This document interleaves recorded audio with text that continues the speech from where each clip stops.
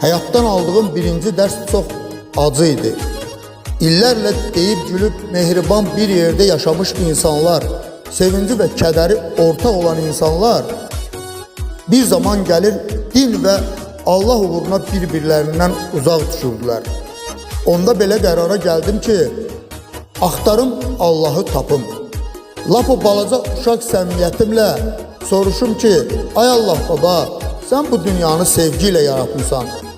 Bəs bu insanların xəbirinə kini, nifrəti, həsədi, paxıllığı kim qatıb belə ay Allah baba? Bir də soruşmaq istəyirdim ki, ay Allah baba, sən axı dünyanın hər yerini görürsən, bütün dilləri bilirsən, amma bugün insanlıq məhz müxtəlif dinlər, məzhəblər və əqidələr üstündə bir-birlərindən uzaq düşüblər. Namaz qılanlar, qılmayanlar, hansı dildə qılanlar, hansı məzhəbdə olanlar, insanlar bir-birləri ilə mehriban ola bilmir axı, ay Allah. Bu düşüncələrlə getdiyim anda birdən qarşıma nurani bir qoca çıxdı. Düz gözlərimin içinə baxaraq bu sözləri dedi. Sən boş yerə özünü yorma, evlad. Sən Allahı görə bilmərsən. Allah səni belə yaratmadı. Sən özünü axtar, özünlə üzləş.